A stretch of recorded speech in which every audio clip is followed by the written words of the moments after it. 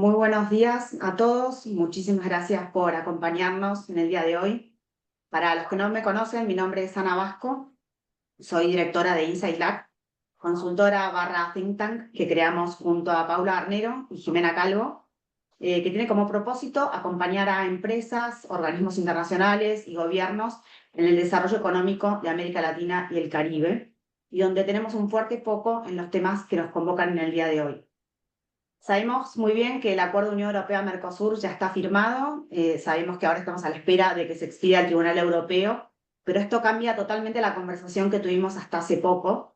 Ahora no pasa por si se firma o no se firma, sino básicamente creemos que la conversación se centra en cómo aprovechar este acuerdo, quién puede maximizar esos beneficios que trae el acuerdo y quién no. Sabemos bien que es un acuerdo de integración profunda que implica muchísimos compromisos regulatorios vinculados, por ejemplo, a reglas técnicas, medidas sanitarias y fitosanitarias, estándares laborales, indicaciones geográficas, etc. Lo que vemos básicamente es que la competitividad regulatoria pasó a ser tan importante como la competitividad de precios. Y sabemos bien que Europa es un bloque que no compra simplemente productos, sino que compra estándares. En este marco, lo que queremos es que de alguna manera ya comenzó la etapa de preparación. Creemos que es momento ya para fortalecer las capacidades regulatorias de los países, para preparar a las empresas, para capacitar a las pymes, para modernizar las aduanas y los sistemas sanitarios, para mejorar los sistemas de trazabilidad. Creemos en este marco que los acuerdos de alguna manera no se aprovechan solos, sino se gestionan, requieren de políticas públicas, requieren de inteligencia comercial y requieren sobre todo de un diálogo público-privado. Así que aquellos países que logren en esta etapa poder realizar todos estos pasos van a estar seguramente mucho mejor preparados para cuando comience su implementación. Este webinar entonces lo organizamos en el marco de esta discusión. Queremos entonces dialogar acerca de qué decisiones hay que tomar ya, dónde están las oportunidades concretas en cada uno de los países y dónde están los principales riesgos, y básicamente también cómo poder transformar estos compromisos escritos en verdadero desarrollo productivo. Para eso contamos con un panel de expertos, destacados especialistas internacionales. Contamos en primer lugar con Andrés Malamud, quien es doctor en ciencia política, investigador de la Universidad de Lisboa. Nos acompaña también Otaviano Canuto, quien es exdirector de Brasil del FMI y actualmente es investigador principal en Brookings Institution. Está también con nosotros Ignacio Bartesagui, doctor en Relaciones Internacionales, director del Instituto de Negocios Internacionales de la Universidad Católica de Uruguay. Esteban Actis, doctor en Relaciones Internacionales de la Universidad Nacional de Rosario, de Argentina, y asociado también de Insight Lab. Y por último, Gustavo Rojas, quien es especialista en Relaciones Internacionales de Paraguay. Así que la idea es, después de una presentación de ellos de unos 10 minutos, donde van a contar la mirada de cada uno de los países, y Andrés, por supuesto, la mirada de Europa, vamos a abrir un espacio de preguntas y respuestas, así que les pedimos que, en todo caso, si las van teniendo, las vayan escribiendo en el chat del Zoom. Una aclaración importante para aquellos que lo desean: Otaviano va a hablar en portugués o portuñol, así que pueden activar, que quieren, la opción de traducción simultánea que está en la barra inferior. Nuevamente, muchísimas gracias a todos por participar y espero que realmente tengamos un diálogo fructífero, estratégico, pero por sobre todas las cosas respetuoso y plural. Y ahora sí, entonces le doy la palabra a Andrés, en primer lugar, para que comience con su exposición. Muchas gracias. Muchas gracias, Ana. Yo voy a dividir la exposición en tres partes. La primera, sobre el orden internacional. La segunda es sobre las políticas exteriores que se pueden adaptar mejor o peor a ese orden. Y la tercera, sobre Argentina y la Unión Europea. Pero no voy a hablar solamente de las relaciones entre ellas, sino de los escenarios que enfrenta cada uno en relación a este orden internacional y a las posibles políticas externas. Primero, entonces, sobre el orden internacional. No está claro en cuál estamos viviendo. Sí está claro que hay una transformación en curso, pero hay una disputa sobre la interpretación. ¿Sí? Una transición hegemónica, que vamos camino a China, o un reacomodamiento hegemónico, en el que Estados Unidos está cambiando las reglas y las piezas para seguir arriba. En todo caso, sugiero que hay tres maneras conceptuales de interpretar lo que puede pasar. Un mundo basado en reglas, un mundo basado en tratos y un mundo basado en la fuerza. ¿En qué consiste cada orden? El mundo basado en reglas tiene por lo menos tres partes. dos que negocian y acuerdan, y una tercera que está por encima y arbitra. Un juez, un tribunal, un panel. El mundo basado en tratos tiene dos partes nada más. Las que acuerdan, las que compiten, las que están en conflicto, y después no hay nadie por arriba para encargarse del enforcement, de la aplicación de lo acordado. Confían en el apretón de manos. Y la tercera es la fuerza. Acá no hay ni tres ni dos, hay uno. El que puede hace, y el otro se la banca. El mundo en el que estamos es una combinación de las tres cosas. Sigue habiendo zonas basadas en reglas. La Unión Europea pretende ser una de ellas. Hay cada vez más zonas basadas en la fuerza.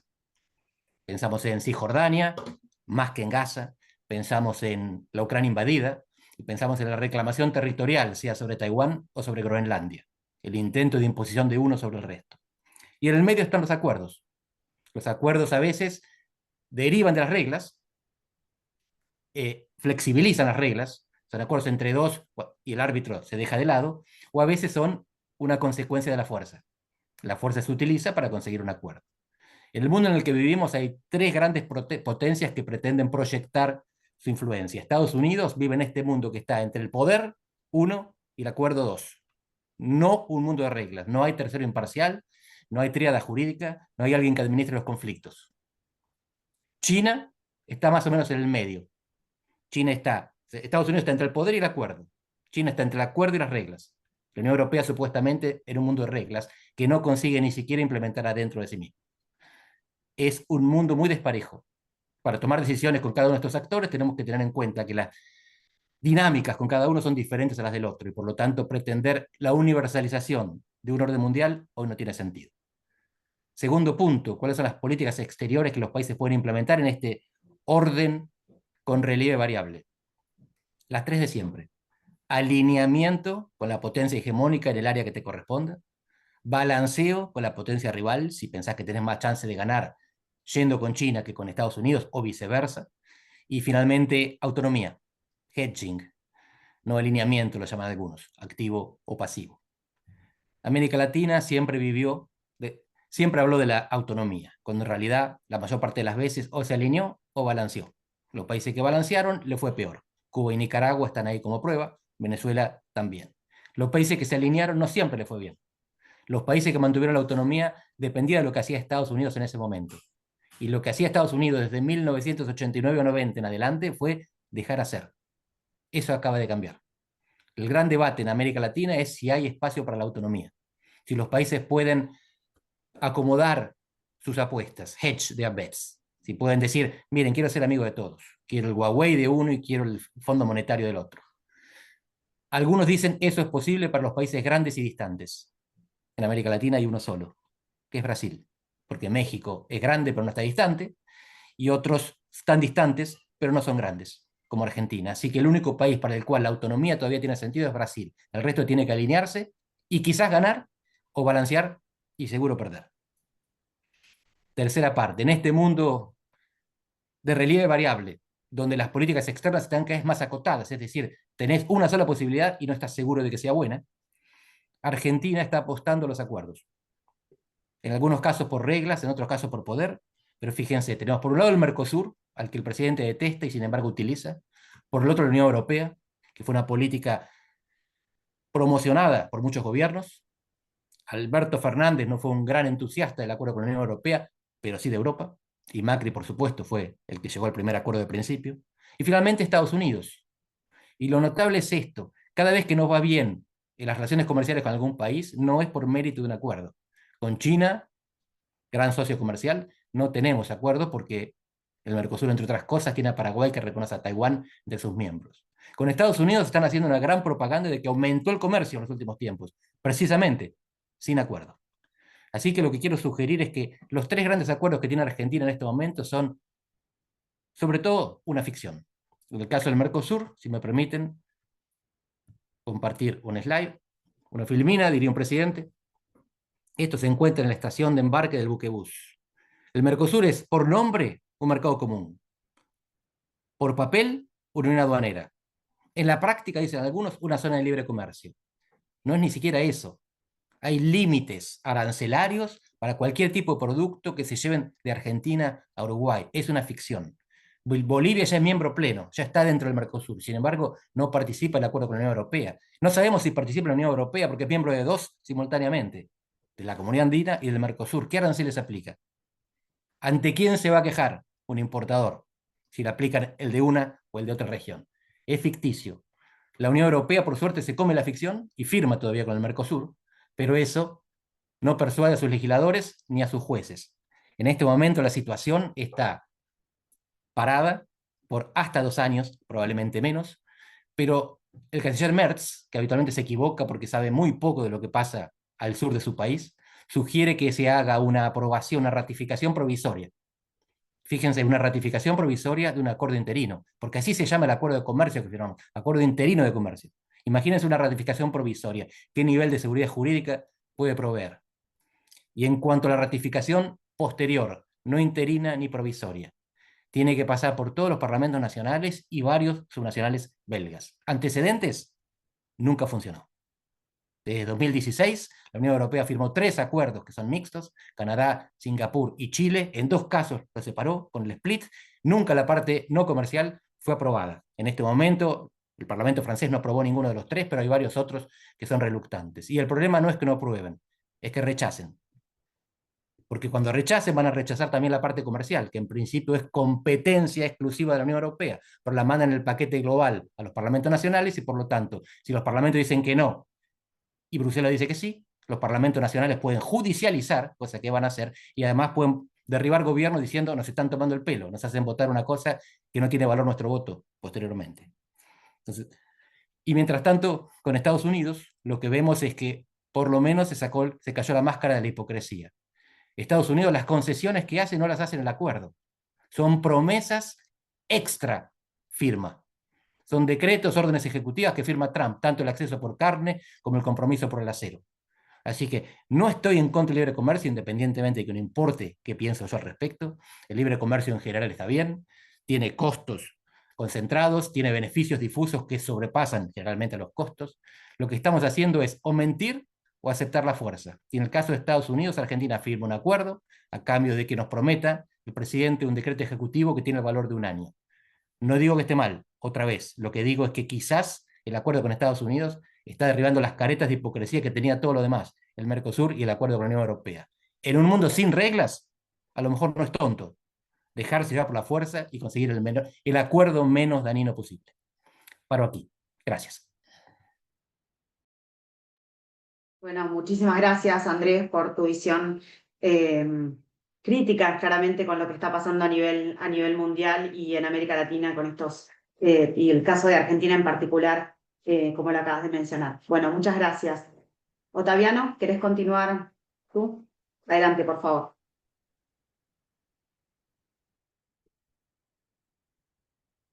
Ok, perfeito. Graças, Ana. É um prazer estar cá. Bom, vou falar em português. Ponham a tradução. Uma informação adicional.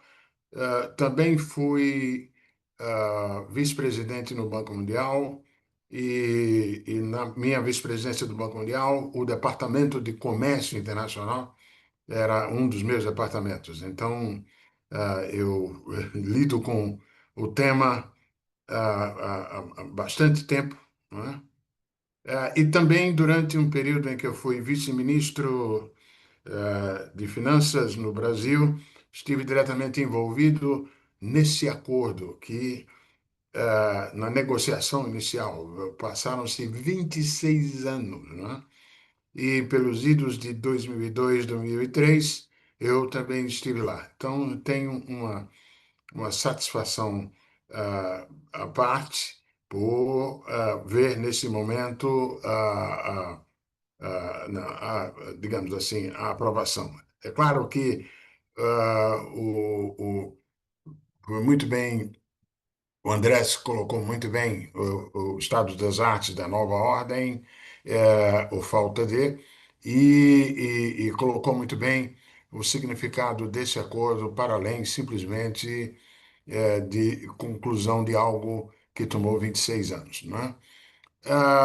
Pois bem, deixe-me trazer aqui, propor como parte da informação, uma lista de decisões urgentes, o que precisa ser feito agora, né?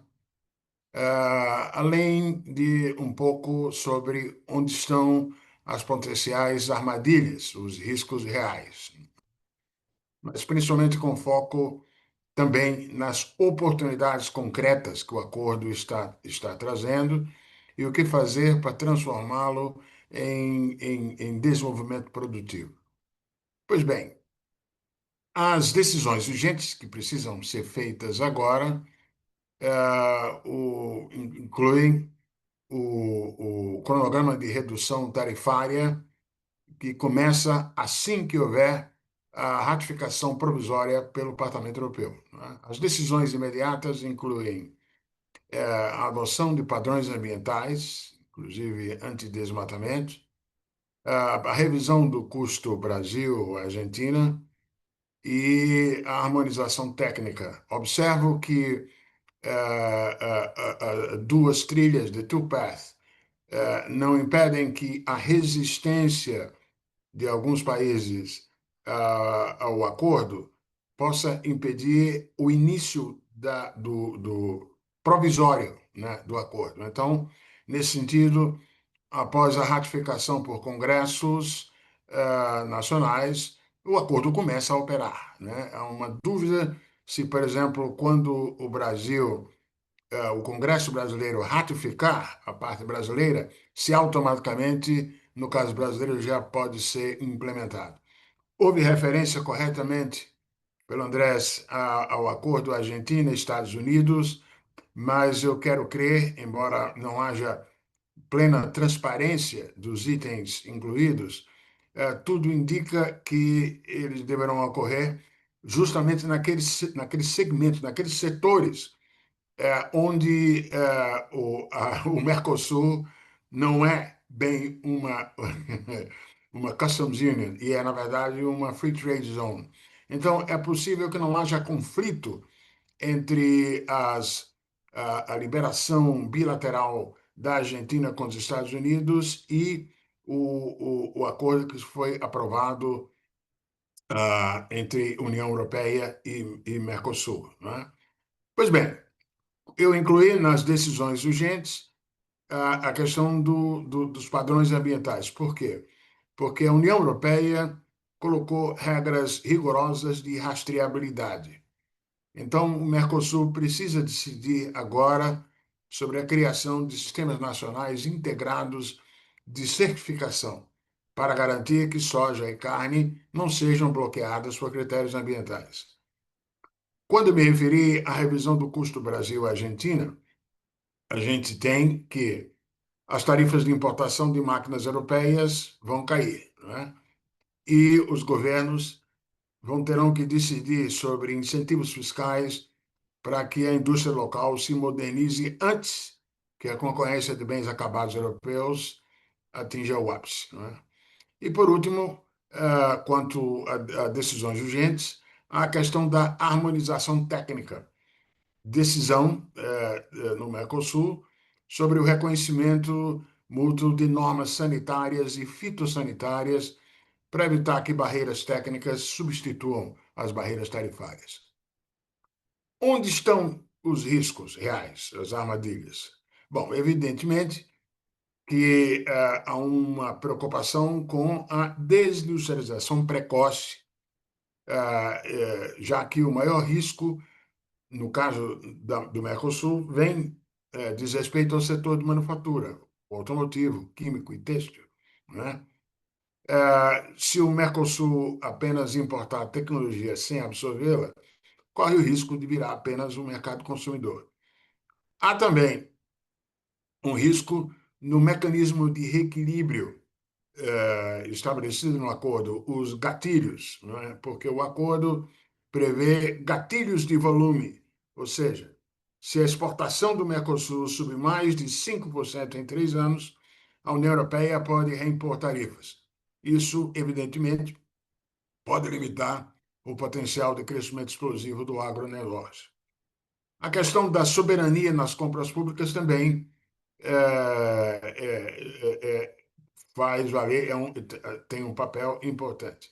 Agora, oportunidades concretas. Há uma janela grande aberta para materiais críticos, né?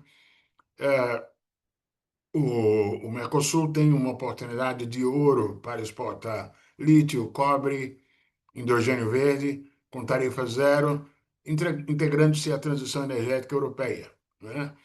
O que vai ser do interesse da europeia na busca de redução da dependência em relação à China, né?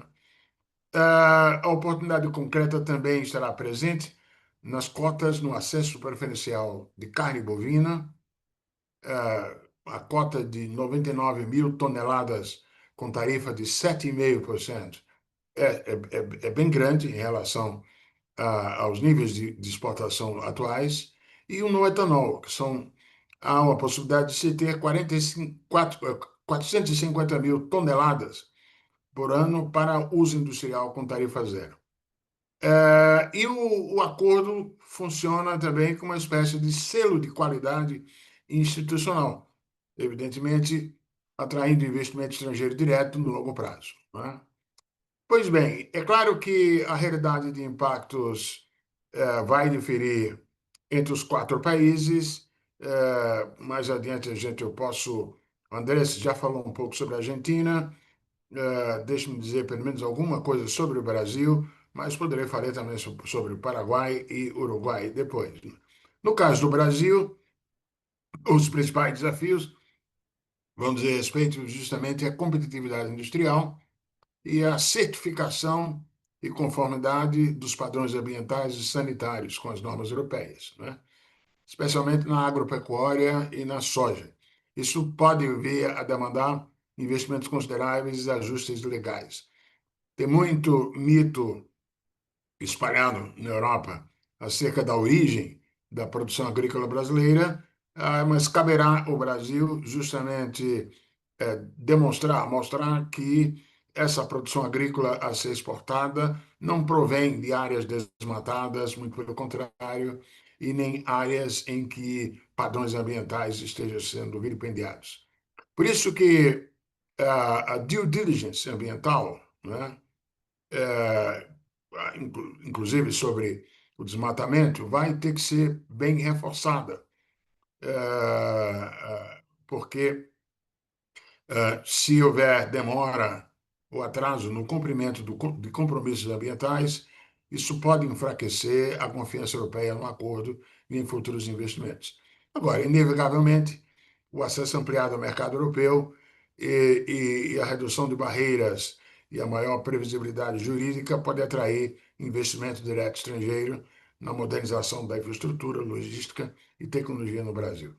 Pois bem, todas as estimativas, eu sou economista e acompanho bem de perto, tenho até, digamos assim, a minha modelagem de estimativa de ganhos em termos de produto interno bruto não é algo nada milagroso.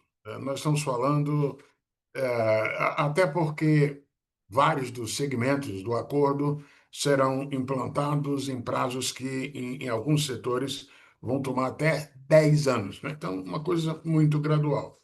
Agora, por outro lado, é inegável que num prazo de 16 anos, de 2000, tomando como referência 2024 até 2040, o produto interno bruto, por exemplo, do Brasil deve crescer 9,3% em relação ao cenário básico por conta dos ganhos, né? Os ganhos em termos de PIB, de percentual do PIB, são razoavelmente diminutos. Fala-se em alguma coisa como 0,5% para o Brasil, 0,1% para a União Europeia, 0,2% para o Mercosul, fora o Brasil. Mas, primeiro, são positivos. Segundo, há também ganhos adicionais que decorrem das mudanças que vão ter que ser implementadas para tornar o acordo permanente. Então, existem ganhos indiretos com o acordo que não estão sendo passíveis de ser computados em modelos simples que olham apenas os efeitos diretos no começo. Então, Os impactos diretos não são monumentais, mas são positivos. Agora, há uma lição de casa a ser cumprida pelos países do Mercosul para, digamos assim, tornar a execução do acordo sem dificuldades, sem grandes problemas. Passo. Excelente, bueno, muchísimas gracias, Otaviano, por tu mirada más general sobre el Mercosur y en particular sobre los desafíos y oportunidades para Brasil. Ahora entonces le doy la palabra a Ignacio para que comience su exposición. Muchas gracias, Ana. Bueno, muy interesante hasta ahora lo planteado. Yo quería también dividir en tres partes mi presentación de estos 10 minutos. Primero, el acuerdo y la importancia del acuerdo a nivel internacional. Yo creo que lo decía Andrés. Estamos obviamente en una transición, en un cambio de época, en un quiebre del orden internacional que conocimos, o bueno, dependiendo de cómo enfrentemos esa discusión. Este acuerdo adquirió importancia para la Unión Europea, no cabe duda. Este acuerdo se aceleró cuando Trump gana la presidencia. Allí se superaron las restricciones de Europa, que estuvo preparada, obviamente, para dar estas discusiones en el Consejo de la Unión Europea, incluso enfrentando el veto francés y no solo. Hay un cambio, hay una importancia geopolítica de una Europa que pide, obviamente, un lugar en esta discusión, que también hablaba Andrés, de las principales potencias y fundamentalmente de la puja por liderazgo entre China y Estados Unidos. Y nosotros entramos en ese juego y hay que ser, me parece, inteligentes en cómo entramos en ese juego y analizar que ese acuerdo tiene que ver, este acuerdo tiene mucho que ver con eso, porque si uno lo mira desde el punto de vista económico para la Unión Europea, la verdad que es muy poco. De todas formas, y eso me parece que es lo que hace que puedan ocurrir cosas que de repente no son el mejor camino, como decía Andrés, vinculada a la aplicación provisional de los acuerdos, que también es una práctica que hay que reconocer que no es nueva en la Unión Europea en estos acuerdos y que puede incluso darse esto de la aplicación provisional hasta, bueno, hasta desconociendo la opinión del Parlamento por el momento y no esperar digamos, el fallo del Tribunal de Justicia Europeo. Esto puede ocurrir o no, dependerá de la voluntad política. Si hay una conferencia de prensa que es muy clara en esto, que Costa le dice a Ursula von der Leyen que, bueno, que por favor aplique provisionalmente el acuerdo independientemente de lo que ocurrió con el Parlamento, y Úrsula dice, vamos a esperar que algún miembro del Mercosur lo incorpore y luego vemos, ¿no? Como diciendo, acá hay un costo político muy fuerte de llevar adelante eso, y me parece que desde el Mercosur nos olvidamos que muchas de las cosas que ocurren en Europa con respecto a este acuerdo tienen que ver con dinámicas internas, tienen que ver con lógicas propias de lo que está ocurriendo en la Unión Europea, de lo que está ocurriendo en la discusión de la supranacionalidad versus el rol de los estados, en esa presión regulatoria que tienen algunos sectores, que por cierto en algunos casos es justa esa discusión, y acá confundimos y creemos que tiene que ver con nosotros. Creo que es una discusión más amplia la que está dando la Unión Europea en esto, ¿no? Pero diría que eso es pero lo que yo me quiero desatar es en el segundo punto. El segundo punto tiene que ver con este acuerdo con el Mercosur. A ver, el Mercosur, comparto lo que dice Andrés, el Mercosur es todo eso que se dijo. Yo diría una zona de libre comercio, sí, yo le agregaría precaria, Andrés, porque es precaria el momento en que están sectores excluidos. Pero claro, lo uno a que realmente el acuerdo Mercosur-Unión Europea va a ordenar un poco la casa o va a ayudar a ordenar un poco la casa. Y el ejemplo claro es el sector automotor. Sí, claro, como con grandes periodos de liberalización, que son lo que le otorgamos a... Pero hay un ordenar la casa, porque uno imagina que si vos le otorgaste la apertura del sector automotor a Europa, y no importa en cuántos años lo hayas hecho, eso deberá ordenar la apertura del libre comercio en el Mercosur. En el caso de Uruguay, algo bien concreto, Uruguay cobra una tasa consular, se la cobra, por cierto, al Mercosur, que no debería, es algo totalmente violatorio de las reglas del Mercosur. 3% de las importaciones del Mercosur, 5% a extrazona, es algo que no tiene ningún sentido, una tasa consular que es solo recaudatoria, la Unión Europea no te la aceptó. Entonces, ¿qué hiciste? Vas a ordenar a partir de la puesta en vigor del acuerdo con la Unión Europea, el Mercosur va a ordenar definitivamente muchas cosas. Y yo tengo expectativas también de que esta cohesión que se dé si entra en vigor el acuerdo, favorezca también a incentivar las negociaciones externas. Me parece que lo del EFTA no hubiera ocurrido si no se avanzaba en esto. Quizás lo de Singapur no tiene tanta importancia, pero bueno, la reactivación de Canadá. Puede haber ahí una discusión un poco mayor que además está empujada por el quiebre del Mercosur y su política comercial, que también lo comentaban, que tiene que ver con el acuerdo de Argentina con Estados Unidos. A ver, más allá de las características de este acuerdo, obviamente no hay discusión alguna de que eso viola el Mercosur, ¿no? Viola, por supuesto, estamos ya en una flexibilización de hecho. Y la justificación de cómo se otorgan las preferencias a Estados Unidos en el marco de las excepciones al Tratado común no corre, y mucho menos corre si hay cuotas recíprocas, etcétera, etcétera. No tengo ni que decir a este público tan calificado todo esto. Entonces, y Uruguay se suma ahí también, ¿no? Porque Uruguay, ojo, está negociando para ingresar al CPTPP. Debo ser muy claro en esto. También es una, digamos, una flexibilización y una violación del Mercosur. Bueno, los que me conocen saben que lo he pedido a gritos esto, ¿no? Creo que el Mercosur demoró mucho en reconocer lo que es, en reconocer lo que no es y en flexibilizarse. Y este fue un gran error de liderazgo de Brasil para mí. Creo que ahora Lula va a tener que asumir algunas cosas que están ocurriendo de hecho y después vemos cómo seguimos con el derecho, ¿no? Pero en ese juego creo que es interesante el acuerdo de Mercosur-Unión Europea para reordenar un poco las próximas jugadas del Mercosur. Ahora, ¿va a pasar, no va a pasar? Sí, es incómoda la situación. Yo me imagino, como saben, ya los documentos certificados, porque primero estuvo todo esto simbólico de lo digital, los documentos certificados ya están en algunos congresos de la región, ya se está discutiendo, Uruguay todavía no, pero va a ser próximamente. Va a entrar en vigor en algunos de los países y las cláusulas bilateral va a empujar a la Unión Europea a tomar esta decisión o no. Vamos a ver si la toma, pero es incómoda la situación. Por supuesto que no seguir el procedimiento regular de puesta en vigor, que claramente implica la Comisión enviando el acuerdo en dos partes al Consejo de la Unión Europea y luego aprobado por el Parlamento, incomoda.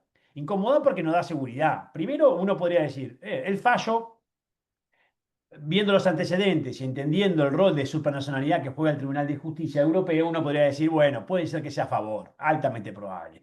Pero el número de votos que tuvo la resolución que aprobó el Parlamento me da inquietud a mí si después cuando se vote en el Parlamento esto va a ser aprobado finalmente o no. Entonces, hay una discusión complicada desde el punto de vista jurídico, desde el punto de vista de la seguridad de este instrumento. Bueno, ahí yo veo que es complejo. Y eso es algunos comentarios vinculados al acuerdo de Mercosur. Uruguay. Uruguay gana con este acuerdo. Obviamente que para Uruguay es más comercial y económico. El primer ministro de Economía ha dicho con los modelos de equilibrio general que saben bueno, que son un número, voy a decir un 1,5 del PIB en el largo plazo, veremos, pero obviamente la carne gana mucho por esas 90.000 toneladas que por cierto tenemos que ver cómo las dividimos, no va a ser fácil esa discusión, Uruguay aspira un 25%, vamos a ver, tenemos también la eliminación del arancel en la cuota Hilton, que no es tan importante como lo que podemos pretender ganar acá, pero es de todas formas algo positivo inmediato. Y el gran desafío de Uruguay es ver cómo aprovecha este acuerdo para diversificar. Miren, dos productos, pasta de celulosa que no pagan aranceles y carne, explican el 72% de lo que Uruguay exporta a toda la Unión Europea. A mí esto me llama la atención porque habrán escuchado ustedes tantas veces el tema de la discusión de la concentración de comercio con China. Uruguay tiene más concentración con, con la Unión Europea que con China, la verdad, ¿eh? O sea, es increíble cómo tenemos que aprovechar este acuerdo para ver cómo nos mejora desde el punto de vista regulatorio. ¿Dónde están los desafíos? Estamos focalizados en el capítulo de desarrollo sostenible, el capítulo 18. Uno lo lee, el capítulo 18. A ver, los problemas no están ahí, ¿no? Los problemas están en la propia regulación de la Unión Europea, que va más allá del acuerdo con el Mercosur. Entonces, yo no noto en Uruguay, obviamente Uruguay le ha pedido al BID una consultoría para adelantarse a esto. Pero claro, el gran desafío que tenemos es cuando entra en vigor es cómo potenciamos, cómo hacemos para que realmente las pymes cumplan con estándares que no cumplen. O cómo hacemos para que eventualmente un exportador de químicos pueda exportar a la Unión Europea. Bueno, hoy te dice yo no puedo exportar, o sea, por más que no haya arancel en químicos, yo no puedo exportar. Entonces, la discusión está siempre en lo mismo, ¿no? Está en, se van a ver beneficiados lo que obviamente se va a ver beneficiado, que es lo que baja el arancel de forma inmediata o aumenta su cuota. Y además quiero decir, este acuerdo llega tarde y a mi juicio es poco ambicioso. Lo que pasa es que en un Mercosur que no hizo nada en casi, no sé, más de 33 años de historia, Bueno, esto es casi lo más importante desde la firma del protocolo de Asunción o la firma del protocolo de Europreto. Lo digo así, es un poco lamentable, pero la verdad que es así, porque nos hemos profesionalizado en el Mercosur en dejar pasar oportunidades y oportunidades y oportunidades, y esto es lo más importante, pero es un acuerdo liviano. Comparen este acuerdo con lo que estuvimos a punto de cerrar en 2004. Un error garrafal de ese proceso en su momento de politización que se generó en el Mercosur, que dejó de lado y después nos llenamos bueno, nos beneficiamos de la apertura de China, los precios internacionales y dejamos de lado los acuerdos. Quizás la película era otra, ¿no? Recuerden que ALCA y Unión Europea al mismo tiempo dijimos que no hay. Después tampoco este acuerdo es igual ni siquiera que, bueno, en el 2010 menos, pero tampoco es parecido al de 2019, tiene diferencias, es menos ambicioso, incluso que el 2019. Pero llegó tarde. Ahora, me preocupan, y cierro que ya son 10 minutos. Me preocupa la salvaguardia agrícola. No está bien que la Unión Europea diga que eso es algo interno, no es algo interno. La aplicación de la salvaguardia agrícola con los niveles de activación que están previstos, tanto en precios como en aumento de importaciones, es algo que debió negociarse con el Mercosur. A ver, lo vamos a asumir porque es mejor tener esto que no tener nada, pero este es un acuerdo restrictivo en cuotas, restrictivo en la salvaguardia agrícola, y la apertura que nos dio el Mercosur comparada con otras aperturas no son tan relevantes. De todas formas, en Uruguay tenemos que ponernos a trabajar para ver cómo logramos ser más competitivos para beneficiarnos de un mercado, obviamente, de estas características, que igualmente para un país como Uruguay es extremadamente positivo y quizás, como decía, para el Mercosur, lo más importante que pasó desde su creación. Por ahí me quedo, Ana. Muchas gracias. Bueno, muchas gracias, Ignacio, por tu mirada. También focalizando en el caso de Uruguay y las oportunidades y desafíos, y restando de alguna manera significancia a las implicancias que puede tener también en términos de las oportunidades. Le doy la palabra entonces ahora a Esteban para que exponga. Gracias. Bueno, gracias Ana, gracias a mis colegas que me precedieron la palabra, es un gusto estar aquí en este webinar. Bueno, algunas reflexiones un poco desordenadas en estos 10 minutos y tomar un poco el guante de lo que han dicho mis colegas. Había un consenso generalizado de que en el proceso de firma y ratificación, sobre todo lo que fue el año pasado, la Unión Europea estaba fragmentada y el Mercosur estaba cohesionado. Acá claramente los 4 gobiernos estaban queriendo que esto salga, el sector privado, inclusive algunos sectores defensivos, con intereses defensivos, también estaban mostrando la importancia de este acuerdo. Ahora bien, lo que estamos viendo es que en la etapa de la implementación, digo, la Unión Europea va a seguir fragmentada, lo han dicho ya Andrés e Ignacio, pero el Mercosur también está fragmentado. Y esto a mí me preocupa justamente en este proceso de la implementación del acuerdo.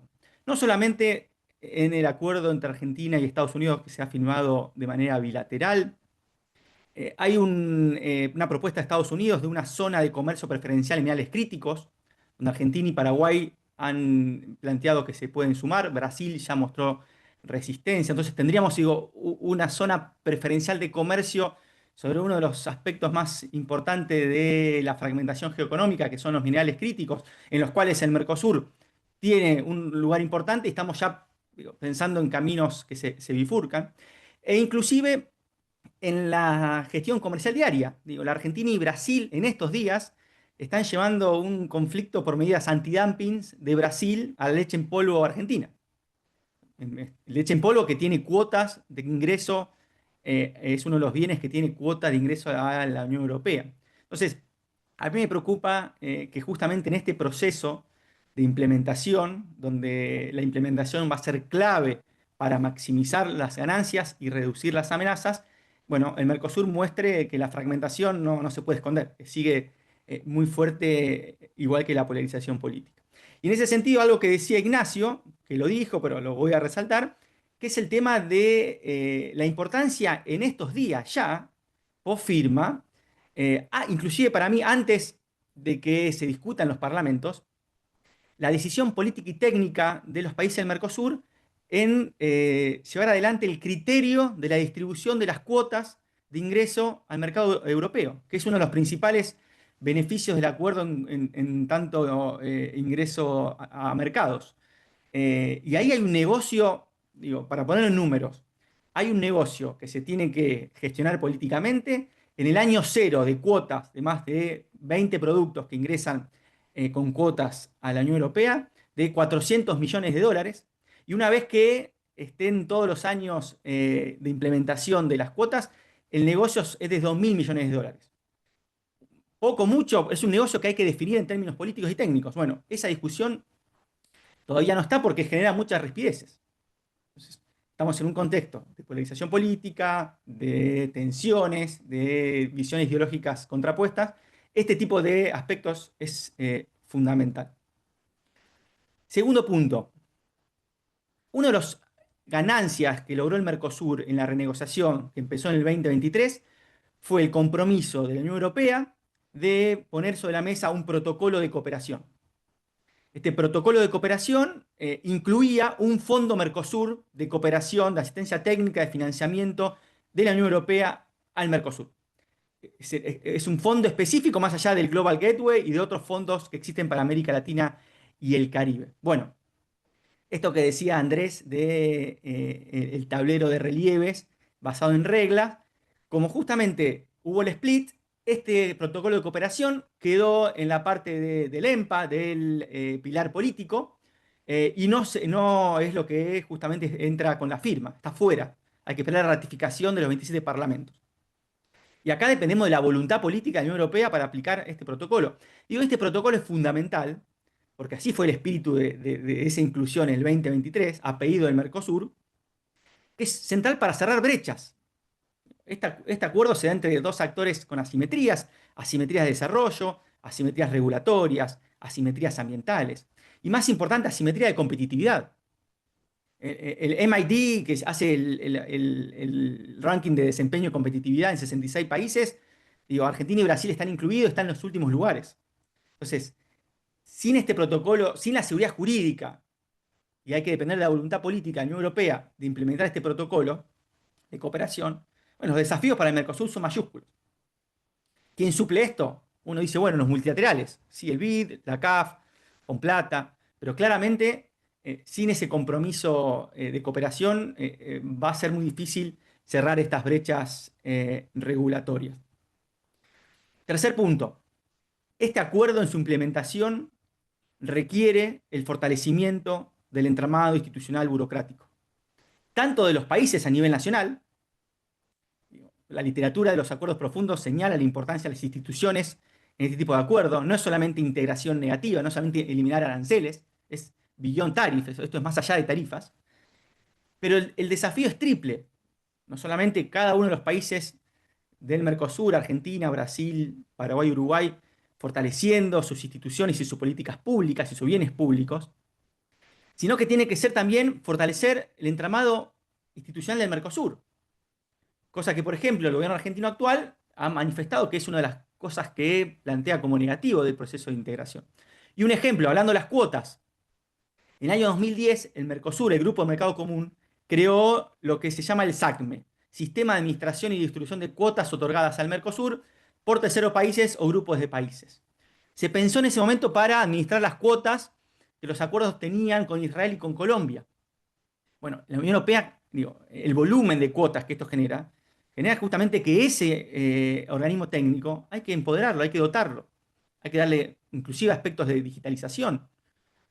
Bueno, esa discusión hay que darla. Lo mismo, por ejemplo, el grupo ad hoc que se creó hace el año 2024 sobre propiedad intelectual. La discusión sobre la cuestión de las indicaciones geográficas. Se va a tener que justamente cooperar y fortalecer la dinámica de la institucionalidad. Y en tercer punto, instituciones nacionales, regionales, el acuerdo crea una institucionalidad propia. El acuerdo crea un Consejo de Comercio, que tiene una lógica política, y después un Comité de Comercio y 11 subcomités con distintas temáticas que justamente el acuerdo trabaja, que va a ser fundamental del Mercosur tener presencia política y técnica. Si uno mira y lee la evaluación ex post que hizo la Unión Europea de los acuerdos con los países andinos y con los países centroamericanos, la institucionalidad fue clave para que justamente las contrapartes latinoamericanas puedan ir a reclamar distintos aspectos regulatorios, técnicos, de acceso al mercado. Entonces, me parece que esta triple institucionalidad que va a requerir la implementación es fundamental. Cuarto punto. Este no es un acuerdo de vacas por autos. Si uno mira, las vacas tienen cuotas magras, inclusive para Argentina ahora con el acceso a mercado del año 2026 es mucho más interesante el mercado americano. Inclusive, digo, las cuotas que ha dado China, estamos hablando de otro volumen más allá del precio. Y autos van a entrar con cuotas magras, autos europeos de Mercosur hasta el año séptimo, y después tenemos un calendario de liberalización muy largo. Este acuerdo, en realidad, y esto lo he escrito en algún artículo, la importancia es cadena de suministros para la Unión Europea y buenas prácticas al comercio. Y esto lo decía Ignacio. ¿Cuál va a ser la tasa de utilización preferencial de este acuerdo? O sea, ¿cuál va a ser el porcentaje de exportaciones que realmente se acogen a los aranceles, a la reducción arancelaria?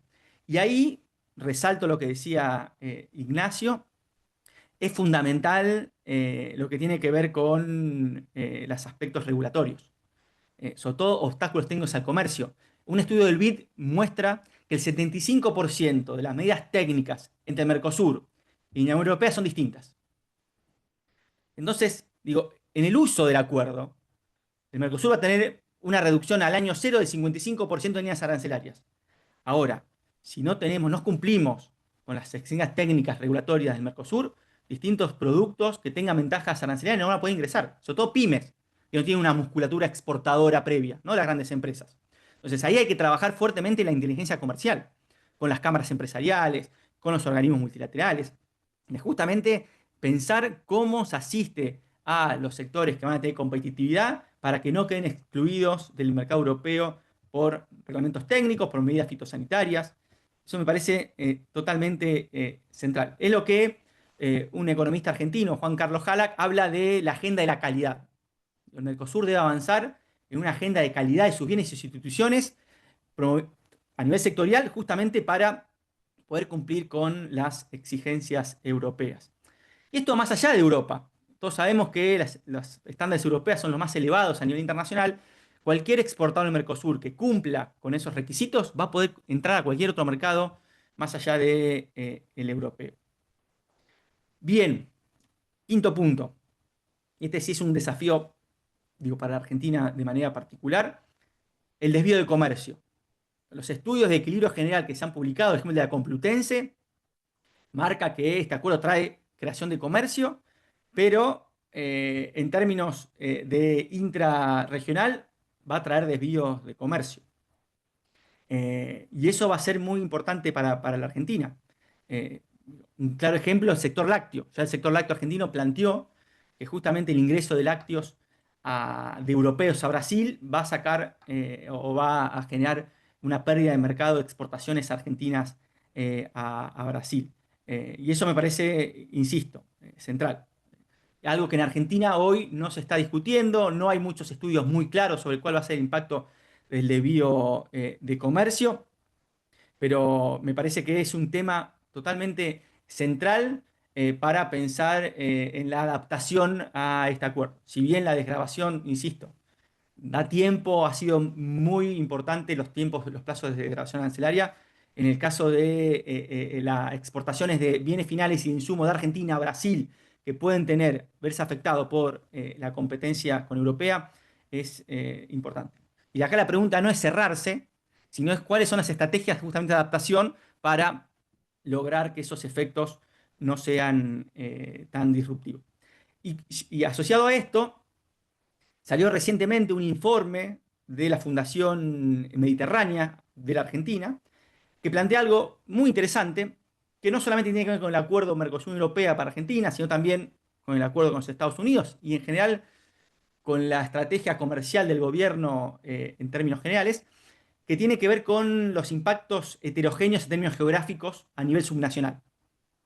Está claro que, y lo plantea la Fundación Mediterránea, va a haber sectores, sobre todo las economías regionales, que van a tener grandes beneficios, Cuyo, NOA, el núcleo pampeano vinculado a la actividad agropecuaria, pero generalmente los sectores perdedores están vinculados con los grandes cordones industriales de Gran Buenos Aires, en Gran Córdoba, Gran Santa Fe. Entonces, este acuerdo, más allá de, en términos absolutos, si trae creación de comercio, trae desarrollo, cómo se van a gestionar las heterogeneidades regionales en un país, en el caso como la Argentina, es fundamental porque justamente, bueno, también va a generar demandas de políticas públicas, de bienes públicos y de mayor intervención tanto de las políticas provinciales, nacionales, como a nivel Mercosur. Así que bueno, estas fueron las reflexiones iniciales en estos 10 minutos y seguramente quedamos abiertos a comentarios y al diálogo posterior. Así que gracias, Ana. Bueno, muchas gracias, Esteban, por tu mirada también crítica sobre el aprovechamiento del acuerdo y las implicancias que puede llegar a tener, sobre todo a nivel regulatorio, y cómo, y las asimetrías también a nivel de la Argentina, al interior de la Argentina y también entre los diferentes países. Ahora, por último, entonces le doy la palabra a Gustavo Rojas para que exponga su mirada con un foco más en Paraguay. Buenos días, colegas.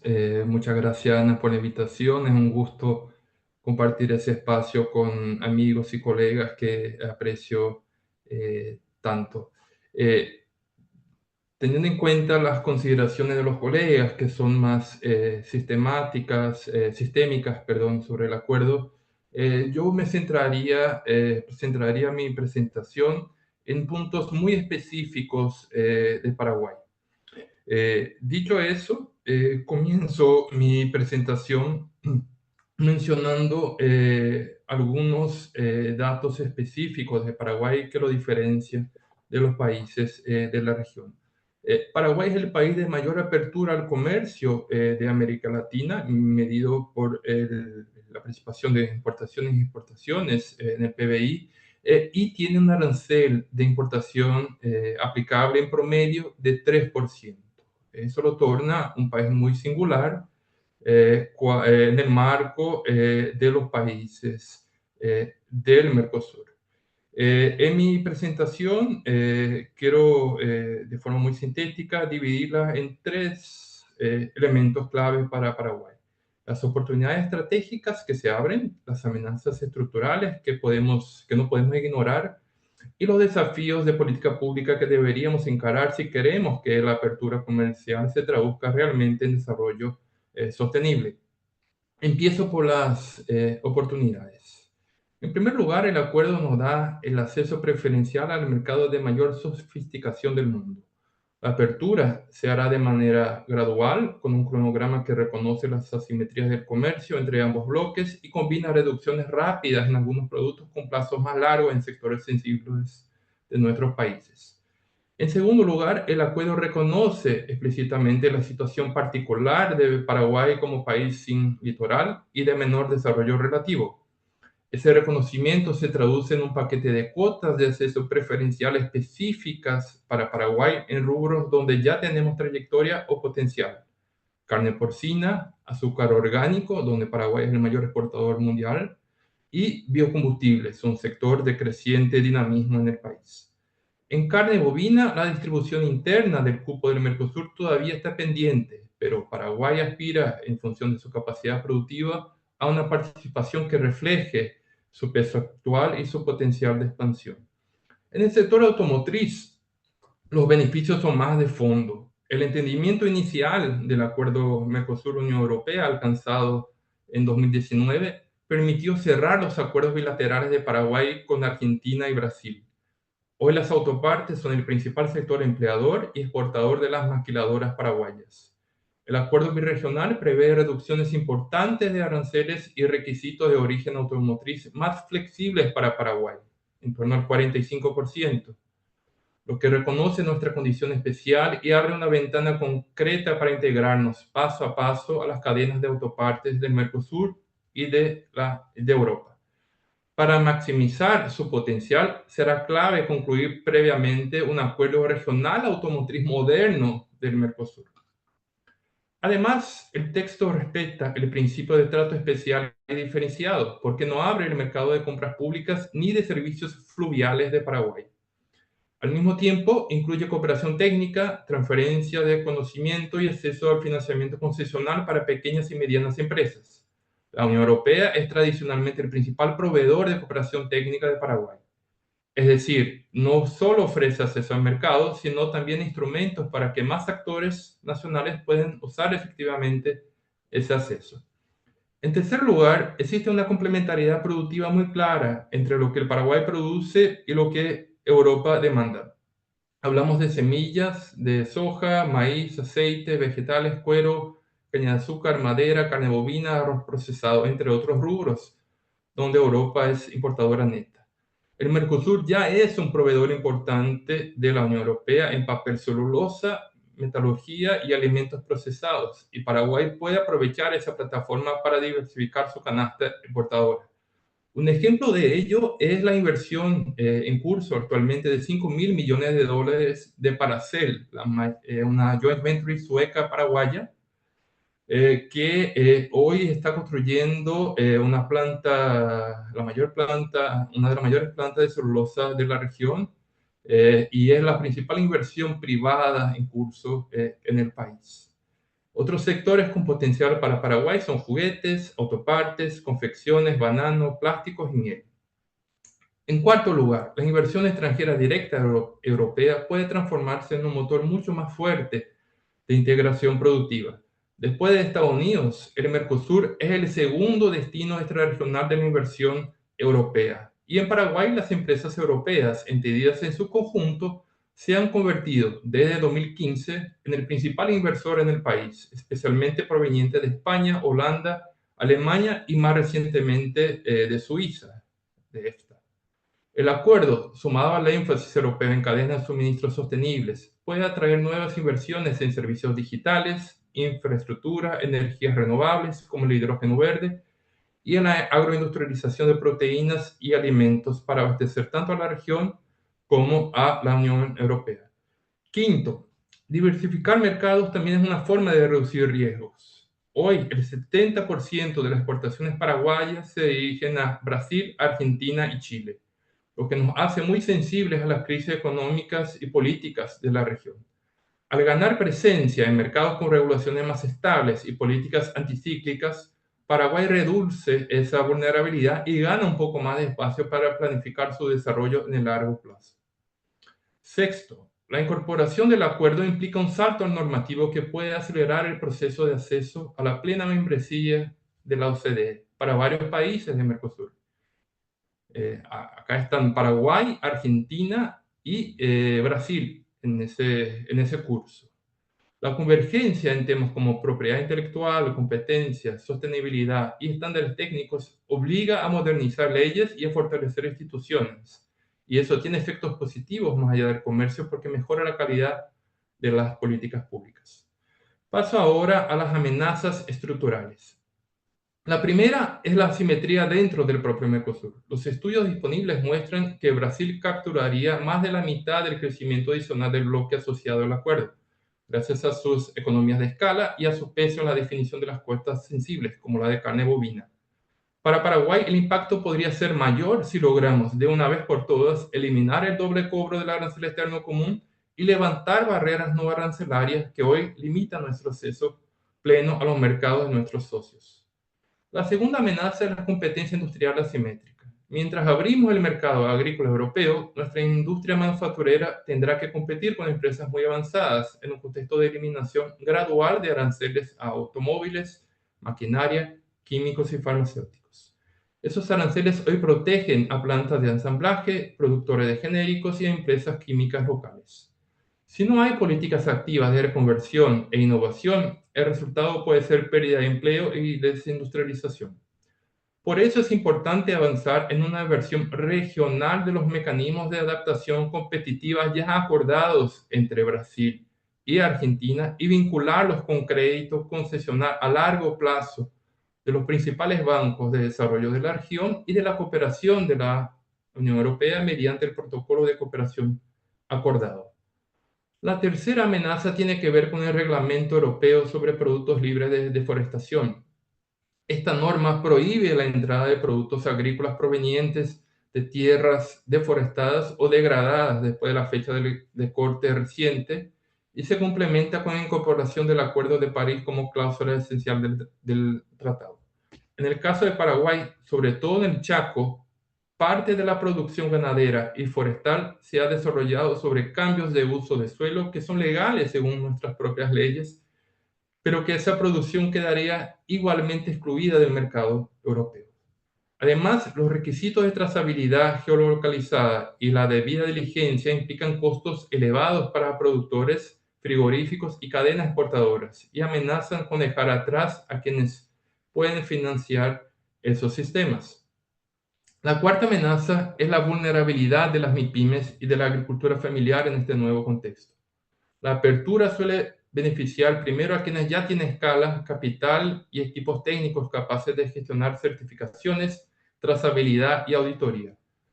La mayoría de los pequeños agricultores no tiene acceso estable a créditos ni a la asistencia técnica necesaria y siguen sigue concentrada en cultivo de mayor. Perdón. No hay ningún problema. Estoy en el evento, ¿sí? Yes. Bien. Perdón. Adelante, no hay problema. Me suele pasar seguido, Gustavo. Sí.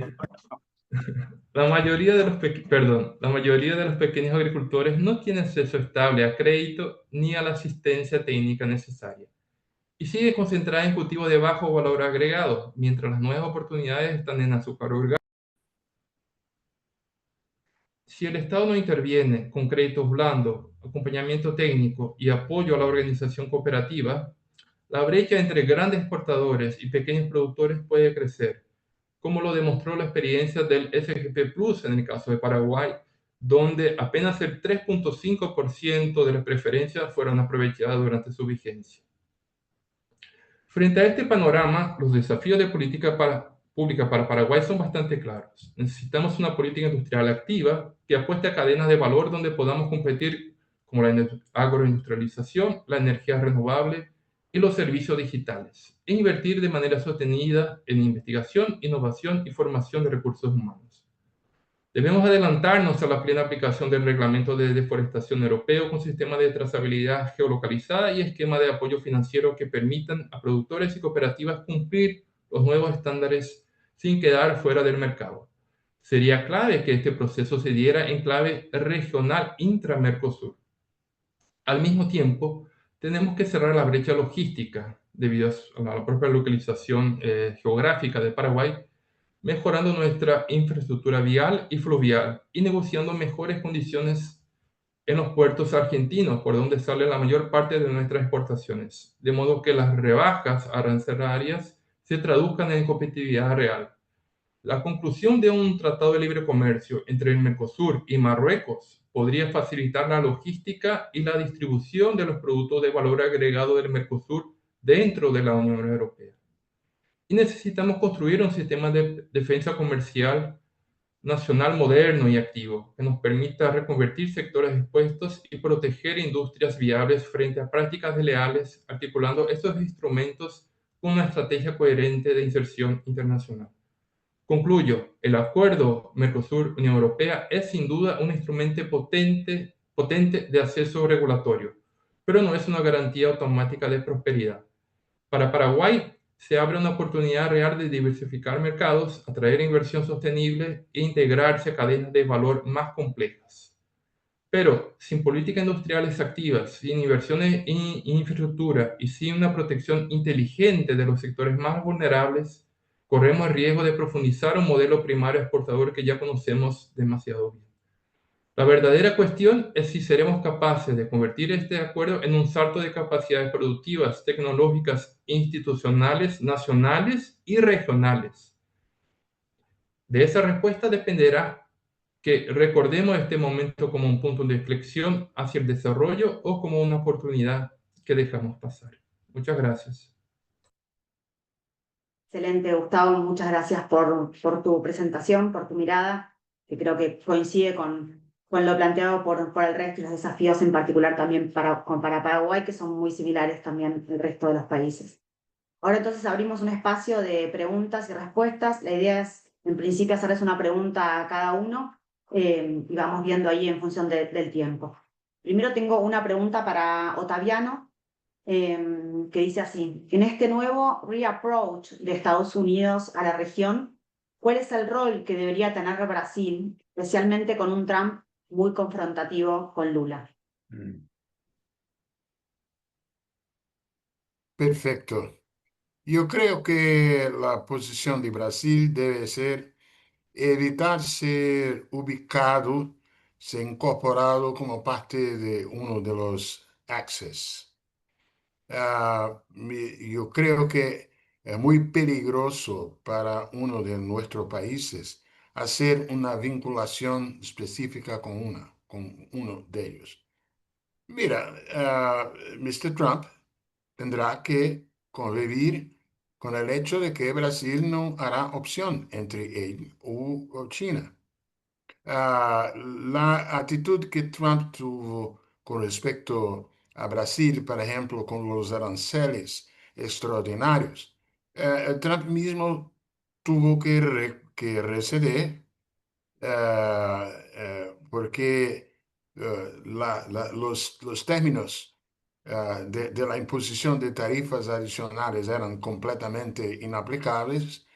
Y el hecho es que Trump no conseguirá obtener de Brasil alguna cosa como, por ejemplo, impidan los chinos de hacer inversiones en minerales críticos en tierras raras. So, los americanos tendrán que competir con China en la búsqueda de exploración de esos artículos.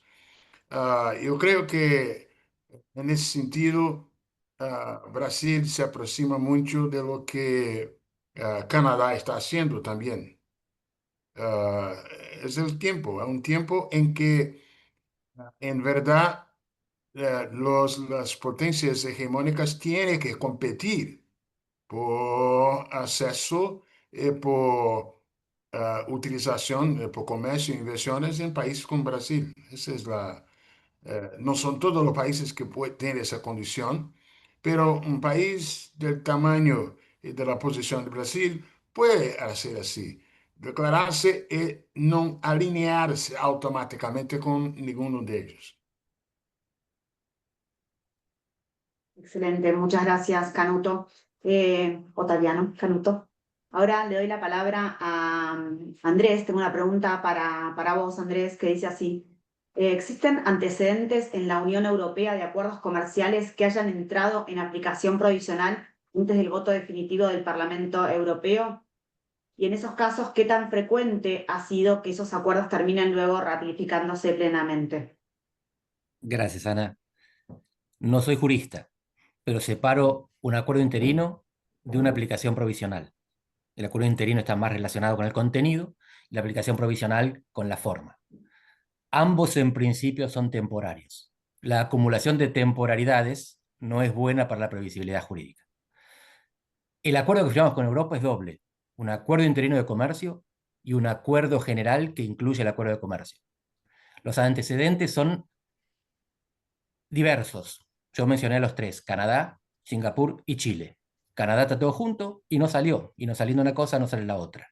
Entonces con Singapur y con Chile dividieron. La división lo que marca es que tanto en un caso como en el otro, Singapur y Chile, hay aplicación, entrada en vigencia del acuerdo interino. Y no hay entrada en vigencia del acuerdo general. Pero en esos casos, al parecer, el acuerdo general no incluía el interino. Así que no importa si lo congelan para siempre, no importa si lo rechazan, el interino se mantiene para siempre. La diferencia con el caso del Mercosur es que el acuerdo interino está inserto en el acuerdo general y por lo tanto, si un parlamento nacional lo rechaza, está rechazando también la parte comercial. Y por eso la judicialización previsible. Pero aprovecho porque había más preguntas, contesto muy rápidamente otra que me pareció importante: si es posible para países subordinados aceptar la seguridad de Estados Unidos y el comercio con China. Y la respuesta es sí, es posible. Podemos depender del perímetro de seguridad de Estados Unidos y podemos seguir comerciando con el gigante asiático. El problema es que pasa en las áreas que no son ni comercio ni seguridad: tecnología, infraestructuras críticas, perdón, infraestructuras sensibles y minerales críticos. Y acá lo que estamos viendo es que hay cada vez menos margen para la ambigüedad. Estados Unidos le pidió a Panamá que cancele 2 concesiones portuarias a empresas de Hong Kong. En realidad, por supuesto que siempre hay subterfugios, fue la justicia panameña la que anuló los contratos. México aumentó los aranceles a China. Por supuesto que no dicen que fue por pedido de Estados Unidos, pero ¿quién lo duda? Así que lo que estamos viendo es, en principio, podemos tener seguridad con Estados Unidos y comercio con China. Todo el resto, al parecer, no. Gracias Andrés. Ahora tengo dos preguntas para Esteban. El acuerdo introduce por primera vez un sistema mixto de administración de cuotas. ¿Se sabe cómo se prevé que estas cuotas se asignen internamente dentro del Mercosur y con qué criterios? Y otra que no está vinculada con esa, pero te la formulo. ¿Podrías explicarnos un poco más sobre qué estrategias se podrían generar para evitar una mayor desindustrialización en la Argentina? Bien, bueno, con respecto al primer punto de las cuotas, por lo que uno ha hablado con distintos funcionarios, el criterio de distribución parece que hay bastante consenso, que es justamente una distribución de las cuotas, y no el sistema de quien primero accede tiene el beneficio, que es, por ejemplo, lo que está planteando hoy China con las cuotas de carne que ha dado a sus socios, donde justamente Argentina y Brasil están intentando dar previsibilidad al mercado, generar algún tipo de distribución interna. No, China está diciendo, esto se cumple con el primero que va llegando al mercado de China. Bueno, acá el criterio y la complejidad es doble, es negociar en el plano regional, esto que decía, por ejemplo, Gustavo. Bueno, Paraguay es un país sin litoral y donde justamente tiene que tener mayores concesiones y donde está creciendo la oferta de producción bovina en Paraguay. ¿Cuál es el criterio? Digo, si uno mira en términos de tamaño, un 25% cada uno no sería, y seguramente los países con mayor potencial, como es el caso de Brasil y Argentina, estarían en desacuerdo.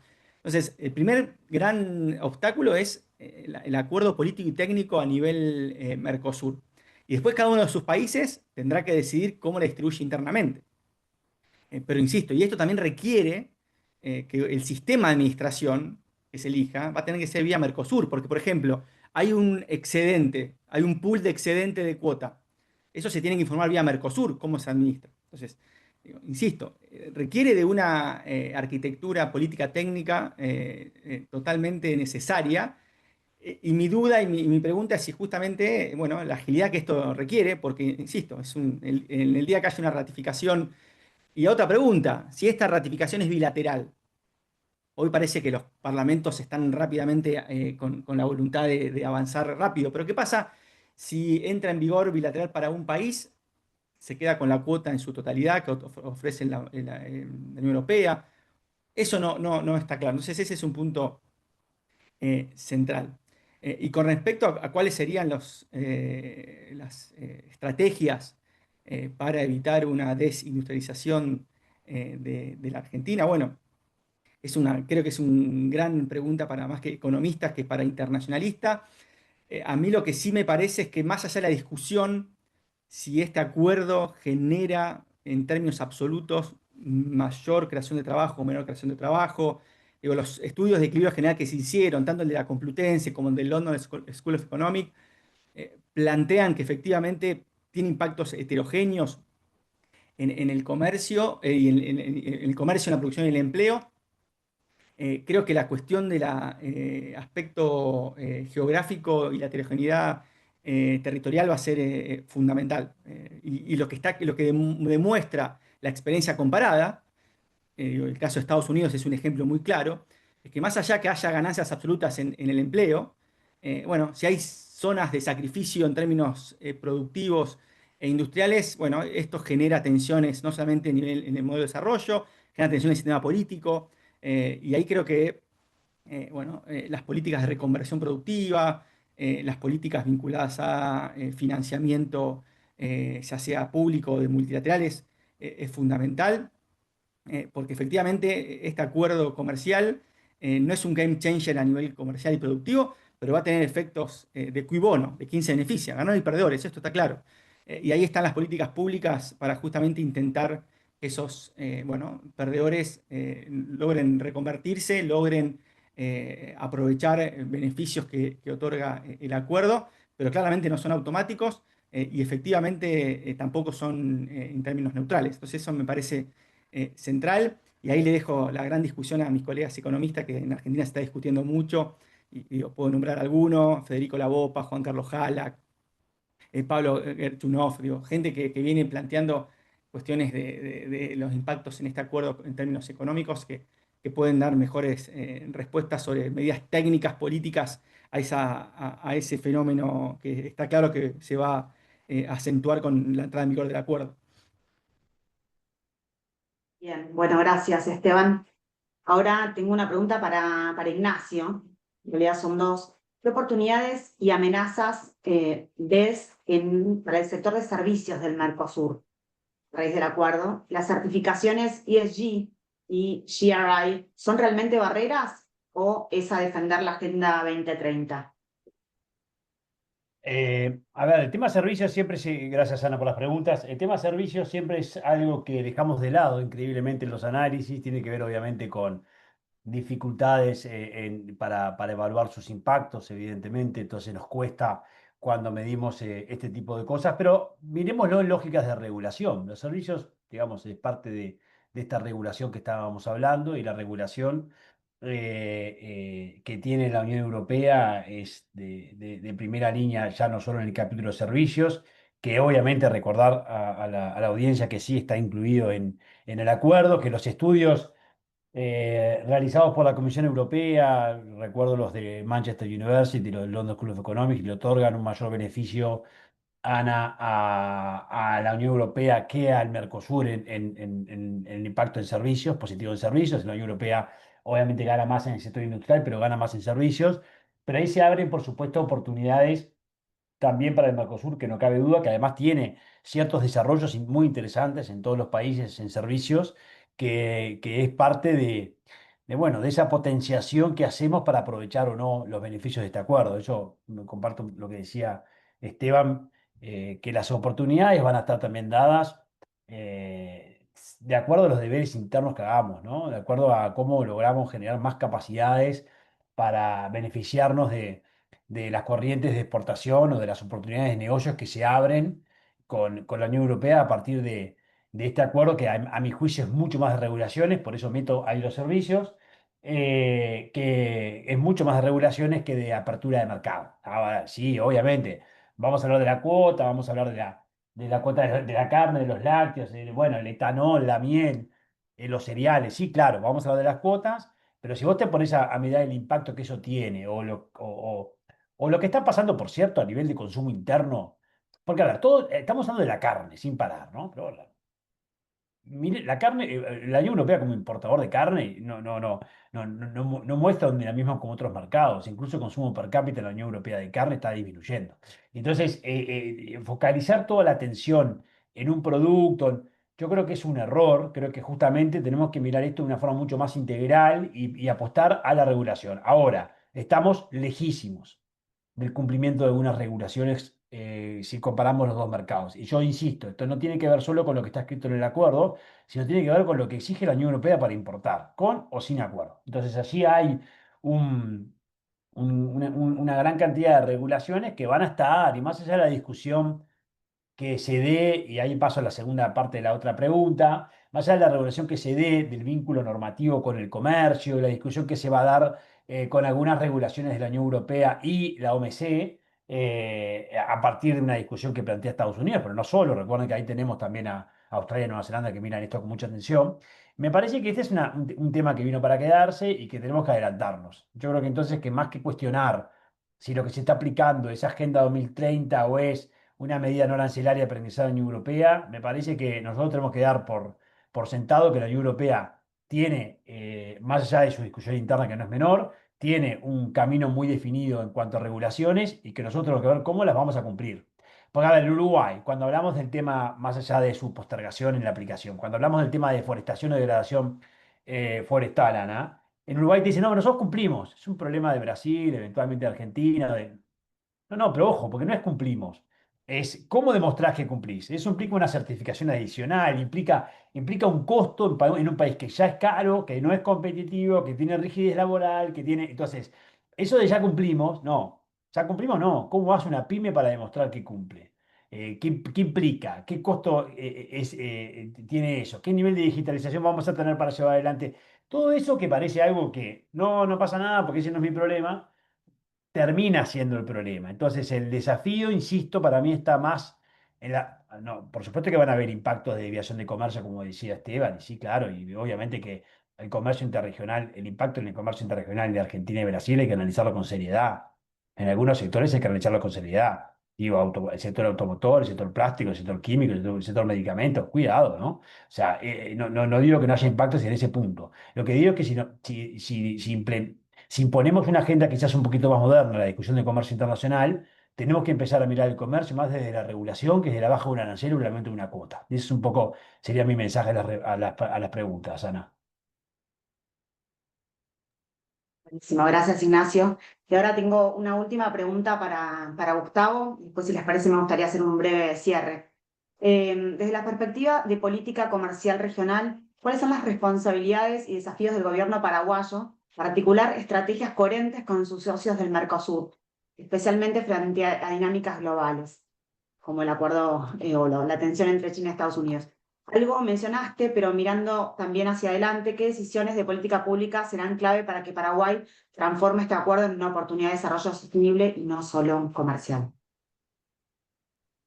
Gracias, Ana. Antes de responder a esa pregunta, quisiera hacer una mención a unas consultas y a los comentarios que los colegas hicieron sobre servicios. Me parece que pasó un poco desapercibido que 1 o 2 semanas después de la firma del acuerdo en Asunción, hubo también una firma en Brasil de un acuerdo bilateral entre la Unión Europea y Brasil, de un acuerdo de equivalencia de protección de datos y facilitación de transferencias internacionales.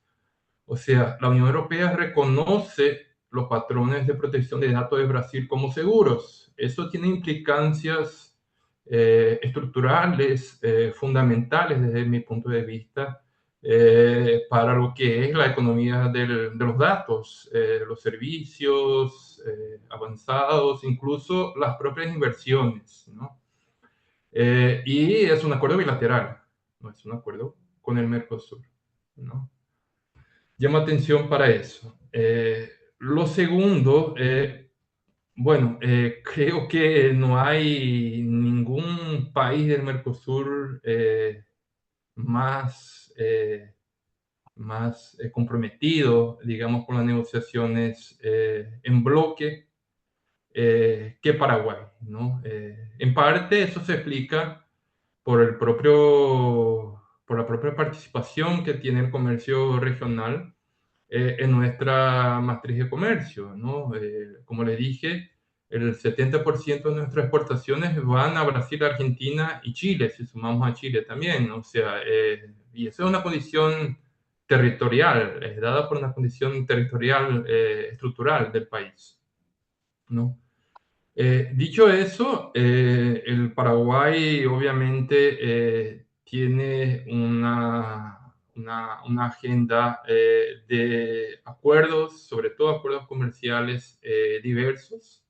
Es un país que se está abriendo hoy al Asia también. De hecho, los 2 acuerdos negociados por el Mercosur con los países asiáticos, tanto el acuerdo con Emiratos Árabes en aras de conclusión. Esperamos que se concluya ahora en la presidencia pro tempore paraguaya ese acuerdo, así como también el acuerdo con Singapur, están siendo liderados por negociadores paraguayos en representación del Mercosur. Obviamente, China digamos, una barrera estructural, ¿no? Por las condiciones políticas que ha adoptado la política exterior paraguaya en términos históricos. Pero llamo la atención a ese movimiento reciente, primero, de liderazgo activo en las negociaciones con los países de Asia, y también el centro que tiene Paraguay, el rol central que tiene Paraguay en la ruta bioceánica, ¿no? Que será también una vía, bueno, el principal o el primer corredor bioceánico de Sudamérica, que permitirá potencializar también esos vínculos con Asia. Y por qué no también ser un puente para que las inversiones europeas en el Mercosur puedan también ver en el Mercosur un puente hacia Asia en un contexto de crecientes restricciones y bloqueos de inversiones y comercio en Estados Unidos. Gracias. Bueno, muchas gracias, Gustavo, por tus comentarios, tu respuesta. Ahora, si les parece, me gustaría hacer un breve cierre sobre lo que vimos en el día de hoy y ya damos por finalizado el encuentro. En primer lugar, creo que hay un claro consenso en que estamos en un contexto global de transición donde se observa claramente un quiebre del orden multilateral. En palabras de Andrés, estamos por un lado en países que aplican reglas, otros acuerdos y otros el poder y la fuerza. En segundo lugar, estamos en lo que respecta al acuerdo Unión Europea-Mercosur, estamos en un interregno, estamos esperando que el Tribunal Europeo se expida, pero también hay posibilidades de que se comience a aplicar provisoriamente, lo cual genera muchísimos desafíos y tensiones y discusiones complicadas. En tercer lugar, tenemos una Unión Europea que está fragmentada, pero también un Mercosur que está fragmentado. Esto lo levantó claramente Esteban, la polarización política que se observa hacia el interior, pero también discusiones que pueden, y esto puede llevar a discusiones complejas en materia, por ejemplo, del tema de las cuotas, que es uno de los desafíos y que no está claro hacia dónde va a ir la definición del acuerdo. Sectores ganadores y perdedores, creo que hubo un claro consenso en que los sectores ganadores en los 4 países están vinculados al sector agropecuario, agroindustrial, y que los principales desafíos están en el sector industrial, sobre todo textil, calzado, el sector metalmecánico, automotriz, más en el largo plazo. Y el gran desafío, como lo mencionó Gustavo también al final, es que esto no genere una profundización de la primarización de la economía en los 4 países. Y para eso creo que también hubo consenso en que se requieren políticas públicas, se requiere una mayor institucionalidad, que va a implicar, lo dijo Esteban claramente, ¿no? Una mayor institucionalidad a nivel de lo que es el acuerdo per se, una mayor institucionalidad a nivel de Mercosur y una mayor institucionalidad de los países para poder cumplir con todas estas regulaciones que se están poniendo. Es un acuerdo, lo comentamos a lo largo de todo el seminario, es un acuerdo basado sobre todo en el cumplimiento de hacia allí vamos. Bueno, nuevamente muchas gracias a todos por participar y bueno, esperamos seguir esta conversación y espero que realmente esta discusión les haya resultado interesante, productiva, bueno, y útil para sus actividades personales. Muchas gracias. Gracias. Un saludo. Adiós.